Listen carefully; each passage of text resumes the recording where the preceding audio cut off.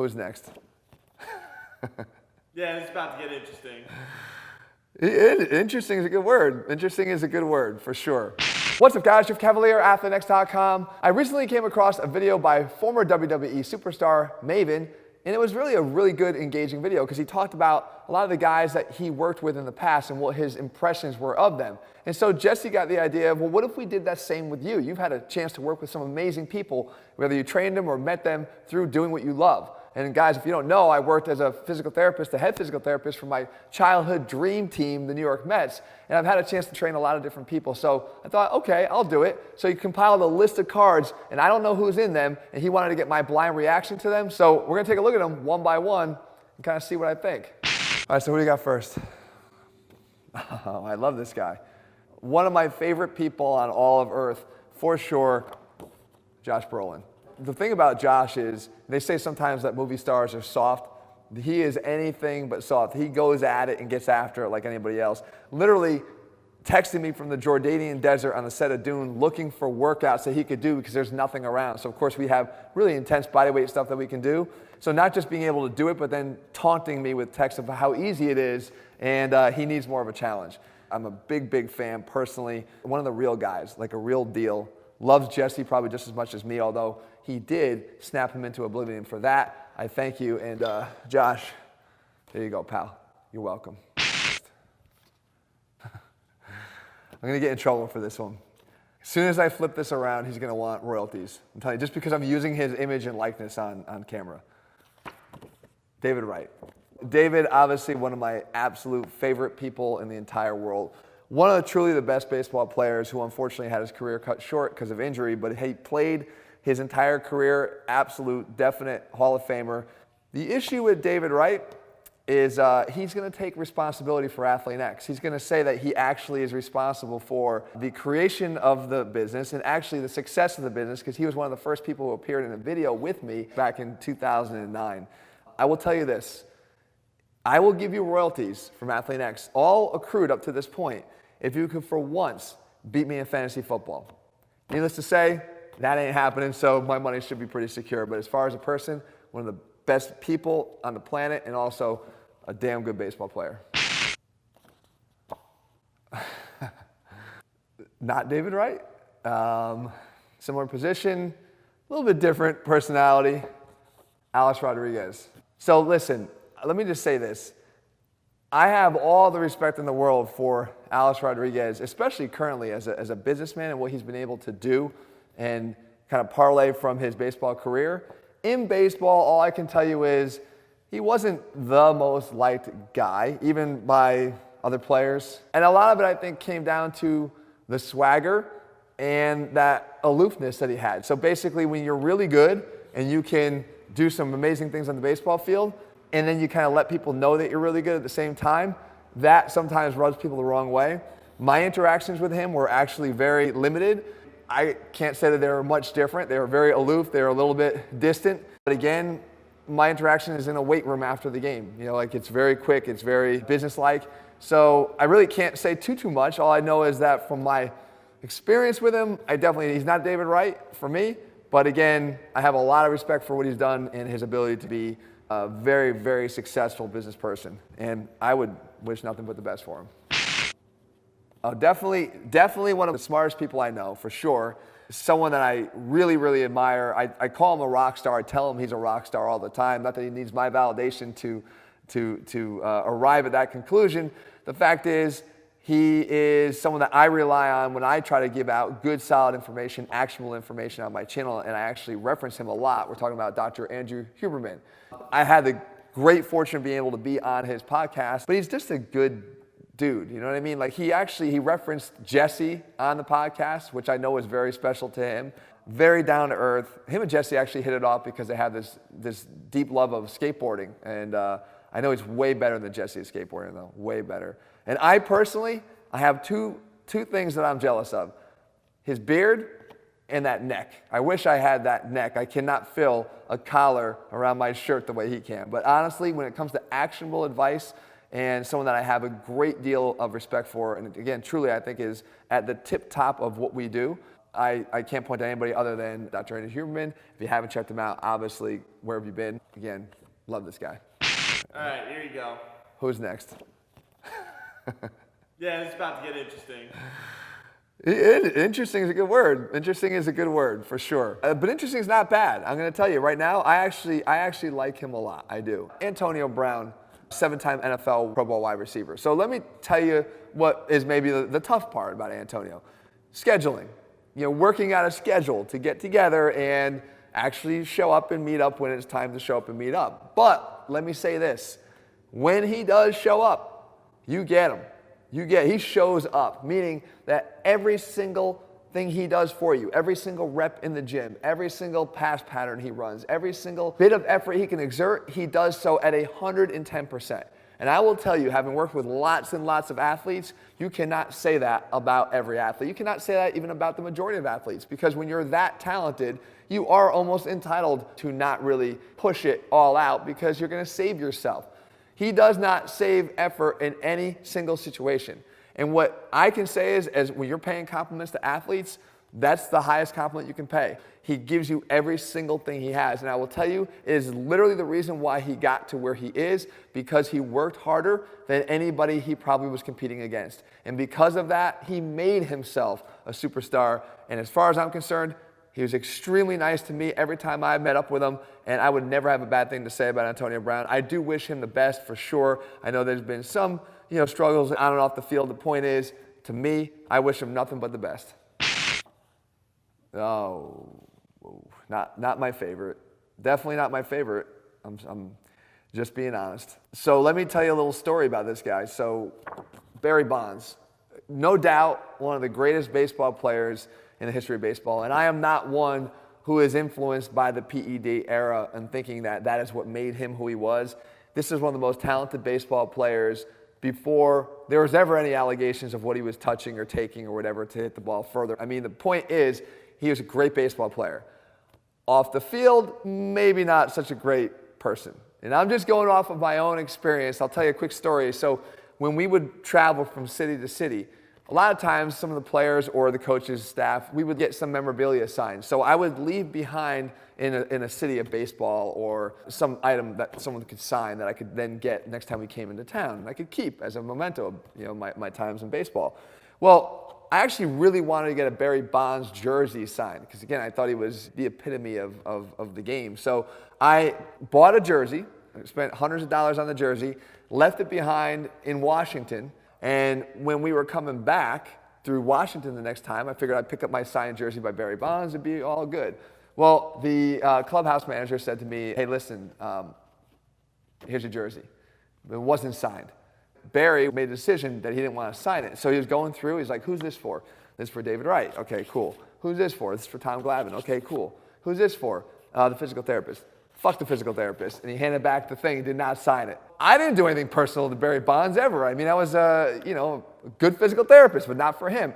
Whatever the case is, he didn't sign it. Got a little salty because of it. It's not going to take away my admiration for him as a player. I know a lot of people are up in the air about that even, but I would say look past that because the guy truly was one of the greats just for me, not necessarily great in all aspects. All right, Jesse, who we got next? As a Yankee fan, not my favorite. He shouldn't be your favorite. He's my favorite as a not Yankee fan. I love the bat flip too because he's probably doing this against the Yankees. We're talking about David Ortiz, Big Papi. Look, I think it's hard to say something bad about David Ortiz other than what Jesse's talking about, because the only reason why you'd say something bad is because he beat the shit out of your team. But as a person, as a player, there really is nothing you could say. Let me tell you a little bit of a, again, personal story here that underscores why I feel the way I do about David Ortiz. So opposite of Barry Bonds, we were in Boston. And again, I think I've only done this with 3 jerseys. One of them I wanted was David Ortiz. My wife and I purchased a jersey of David Ortiz's in Boston, and I brought it to the park, and I gave it to the clubhouse assistant, and he brought it next door, to the home clubhouse to get it signed by Ortiz at some point during the weekend. So I go out for our stretch at batting practice. I hear someone saying, "Hey, Jeff." Now I truly am not even turning my head because I don't think why were they talking to me, right? So it's from the batting cage. It's David Ortiz. So I look over, and I'm like, "Are you talking to me?" He says, "Yeah, Jeff." He says, "Hey, man." He goes, I got your jersey all set. And I was like, man, thank you so much. He's like, anything you possibly want, whatever you want, I got you, you know? So I'm like, holy shit, that was unbelievable. What a nice guy, you know? So 2 days later, it's our final game in the series, and we're at batting practice, and he's like, what's up, my man, Jeff? And he came over and he gave me a fist bump again.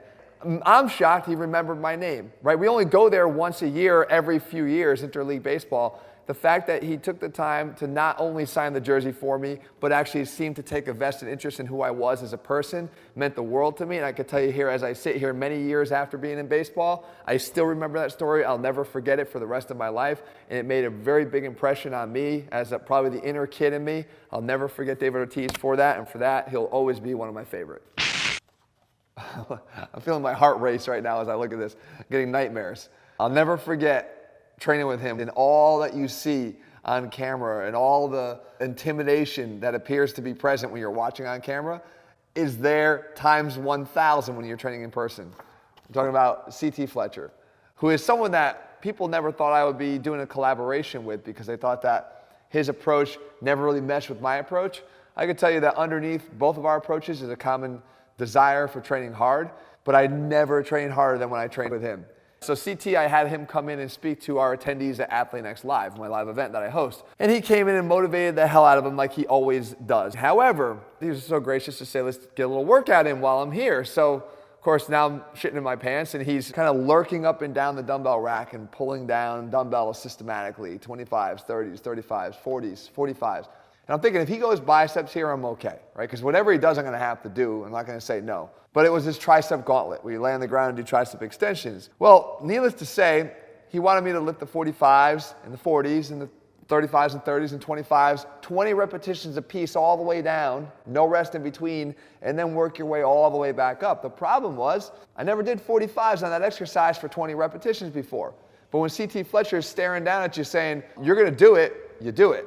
And of course, I couldn't lift my arm up over my head because my triceps were so sore for the next 2 weeks. The thing is, there's nothing I wouldn't do for this guy. And it's not because of him as a trainer. It's because of who he is as a person. My respect for CT goes so far, so deep, that there's nothing I wouldn't do for him. And he knows that. I love him literally as a father. I want nothing but to see him live to 150 years old if possible and be yelling and screaming in a gym and motivating all of us for years and years to come. CT, I love you. You know that. There's nothing I wouldn't do for you in or out of the gym.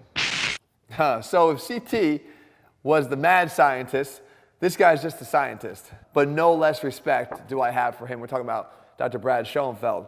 Alan Aragon, a friend and colleague of mine who was speaking also at my event, was unable to make the dinner that I was hosting that night. He said, hey, listen, I'm just going to be outside the room. I got to meet up with a friend, my friend Brad. So I didn't think anything of it. I just thought, okay, Brad. Well, halfway through our dinner, he peeks his head in, and with Alan is Dr. Brad Schoenfeld. I'm like, that Brad? You're talking about that Brad? And of course, in the field that I'm in, I know of this Brad. I read this Brad a lot. His contributions to the science of strength and lifting and hypertrophy are immense. And of course, I know very much who he is. So I was like, oh, well, hi, Brad. I'm Jeff. And we met and we hit it off. And what's actually really fun about this is that he knows more about the Mets than probably I do. And I love that. And of course, he's a tortured Met fan like I am. So we can always commiserate.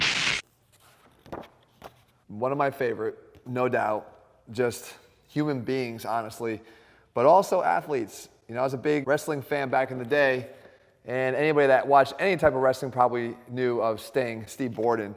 I don't even know where to start other than my respect for him is immense. I was literally with him on the evening that he was paralyzed in the ring temporarily. It was in the hospital, and they were talking about him having to hang him up because he had a neck condition that would potentially paralyze him if he continued to wrestle. And here we are now, years later, almost 8 years later, 9 years later, and he's doing things in wrestling that guys half his age would never even attempt, like jumping off of balconies and jumping off of ladders. And some might say he's crazy, and I actually have said that to him as well, but I will tell you that at 60 some odd years old, 63 years old, to be able to continue to do the things that he does for work and the physical nature of what he does for work is just a testament to how much he has prepared his body to do this over all the years and how much he's taken care of himself to make that happen. And I've been honored and privileged to have played a part in helping him in whatever way I could to be able to continue to do what he loves. I will say, funny story here, and he will remind me of this story every time I see him. WrestleMania, his big WrestleMania moment, first time ever. We're arriving in the stadium in San Francisco, and as we're walking in through the corridors, somebody up in front of us stops. And they look and they're like, oh my God, oh my God, oh my God. I'm like, dude, this is your moment, man. And he goes, Jeff Cavaliere. I can't believe it's Jeff Cavaliere. So I just think you remember that. I'm quite embarrassed by that moment. It was an amazing event to be part of, and it was a really special match and everything else around it. The fact is, there's nothing I wouldn't do for this person right here because of who he is. You can't find a single person in his industry that would ever say a bad thing about him. And in that industry, that's uncommon. It just goes to speak to what an amazing person he is. I love him to death. All right, well, speaking of WrestleMania and WrestleMania moments, I actually have my one moment with this guy at WrestleMania, except it almost didn't turn out so good because I almost became roadkill for The Rock in that very same corridor that Sting and I were just talking about in that last story. Because as we were walking down to the dressing room, this golf cart came out of nowhere being driven by somebody driving The Rock to make sure he could get to the ring on time for his segment. Well, me being a little bit of a dumbass and sort of looking around, not really paying attention, I was almost under the tires of that cart. Now, I'm not saying it wouldn't be a cool way to go out. I mean, getting run over by The Rock would have been a pretty damn good story, except I wouldn't have been around to tell it. But the bottom line is he stopped, of course, to say hello and pay his respects to Sting, but the really cool part for me was he also said hello to me, and he involved me in the conversation. Albeit brief, you think about someone as busy as him in the middle of all that hecticness of WrestleMania, to be able to stop and say something to me and include me as if I was just one of the group, it just left me with a good feeling about him, as if I already didn't have enough of them. It's hard to not like The Rock. And by the way, if I ever get a chance to train with The Rock, I like to see if I could just keep up. We're both about the same age. It's just that he does the late 40s a hell of a lot better than me. But in the meantime, Rock, if I could ever repay the favor and help you in any way I can, if you're ever in town, make sure you get in touch with me, because just like you were open to me, my gym will always be open to you. Who do we got? Oh, the embodiment of Athlean X on the musical stage. Just as ripped, just as much muscle, way better beard, way better beard. Chris Daughtry, actually a Team Athlean member, big fan of Athlean X. He follows a lot of the Athlean X principles, and it shows because he's jacked. And he's not super young, man. You know, that gray and that beard, I see that gray, kind of gives it away. I'm just saying, but he gets after it. He gets after it in the gym. Very, very into the education behind training. He's probably just as invested, honestly, in his physique and his training as he is his craft as a musician. And I respect that. I respect that. I love when the guys come to me who want to understand why they're doing what they're doing, because then they just kind of take it to a whole nother level. They're able to embrace the idea of training and make it a lifestyle. And for someone who's on the road as many days as he is, to be able to keep up with that grind, and I know he keeps up with it because, again, he only gets better and better with age. For sure, I love the dedication that Chris Daughtry has. And I love his voice, man. I love his music. He's a badass in every sense of the word. So, Chris, I love you. I'm only teasing about the beard. I wish I had one like that. Oh, someone you're going to like a lot better than David Ortiz, Jesse. Oh, Captain, my Captain. I'll just flip this one right around so Jesse could analyze it and adore it a little bit longer. Derek Jeter. What's interesting is how limited my interactions with Derek Jeter were. We played the Yankees 2 times a year every year that I was in baseball, and I never saw him. I didn't see him in the weight room. Not saying he didn't work out. Just didn't see him in the weight room. Didn't see him anywhere during the day. The only place I ever got a chance to actually still see him was out on the field. So I had this effect on me where it was still almost like spectator mode, fan mode. And the very one time that I actually ran into him, it happened by chance. I'm walking out of the clubhouse at home, and who's right in front of me? Not just him and Mariano Rivera, 2 of the greatest players to ever play the game. And they were right there in front of me. And I, for the first time in a long time, I found myself almost starstruck, honestly. And I hated the Yankees, admittedly, when I grew up. I just knew how good Derek Jeter really was. He never possessed the one single skill that made him better than every single other baseball player, but he had the collaboration of skills that literally made him one of the greatest of all time, not to mention just that winner's mentality. Unfortunately, his winner's mentality meant that we sometimes took losses to him directly, and it kind of made me not like him so much. But I will tell you this, there's nothing I wouldn't like about him as a person, and to play that long in baseball and not have any people say any negative things about you speaks for itself. Just a true legend and someone that I actually admire, even to this day. Again, another successful businessman off the field. Oh, man. Oh, I'm just feeling inferior right off the bat here. Just looking at him, making me feel like totally unattractive.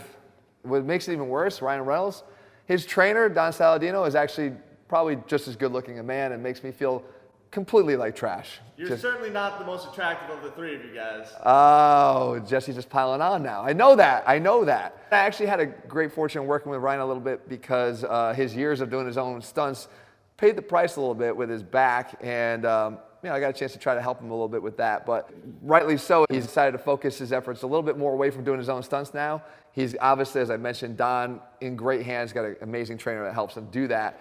But man, I just wish you guys weren't so damn good looking because I just feel bad about myself. But I do like you both. And of course, Ryan's just as funny in person as he is in his movies, so I got to give him at least some credit for that.